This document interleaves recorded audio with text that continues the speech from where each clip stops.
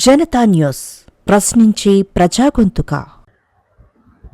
Cinema ఇండస్ట్రీలో నిలదొక్కుకోవాలంటే ఎంతో శ్రమించాలి. ఓపికగా ఉంటూ వచ్చిన ప్రతి అవకాశాన్ని సద్వినియోగం చేసుకుంటూ ముందుకు సాగాలి.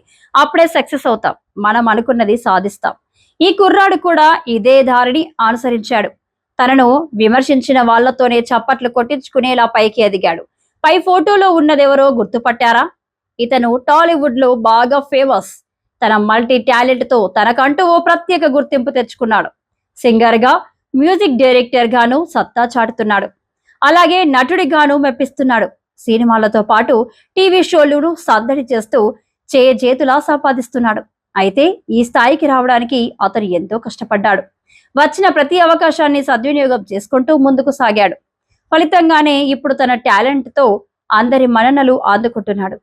ఇతని ప్రయాణం బార్బర్ షాప్ నుంచి మొదలైంది. అక్కడ పని చేస్తూనే సంగీతంపై ఆసక్తి పెంచుకున్నాడు.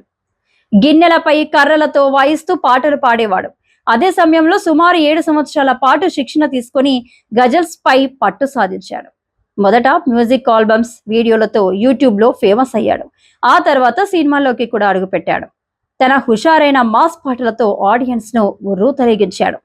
స్టార్ హీరోల సినిమాల్లో పాటలు ఆలపిస్తూ స్టార్ సింగర్ గా ఎదిగాడు.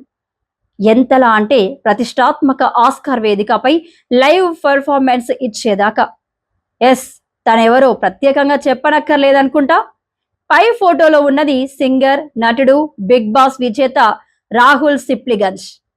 రాహుల్ సిప్లిగంజ్ జీవితం గురించి ప్రత్యేకంగా చెప్పక్కర్లేదు. హైదరాబాద్ పాత బస్తీలో పుట్టి పెరిగి అతను మొదట తన తండ్రి నిర్వహించే బార్బర్ షాప్ లో పనిచేసేవాడు. ఒకవైపు సంగీతం నేర్చుకుంటూనే తండ్రికి బార్బర్ షాపులో చేదోడు వాదోడుగా నిలిచేవాడు. ఇక మంగమ్మ, పూర్బాయ్, మాకి కిరకిరా, గల్లీఖా గణేష్, దావత్ వంటి మ్యూజిక్ ఆల్బమ్స్ తో రాహుల్ క్రేజ్ అమాంతం పెరిగింది.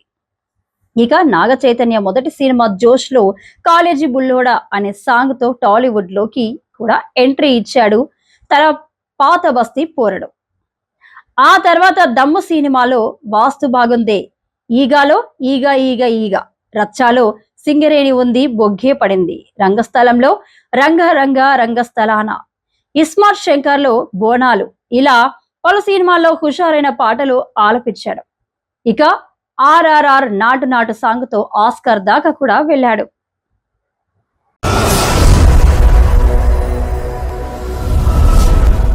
జనతా న్యూస్ ప్రశ్నించే ప్రజాగొంతుక.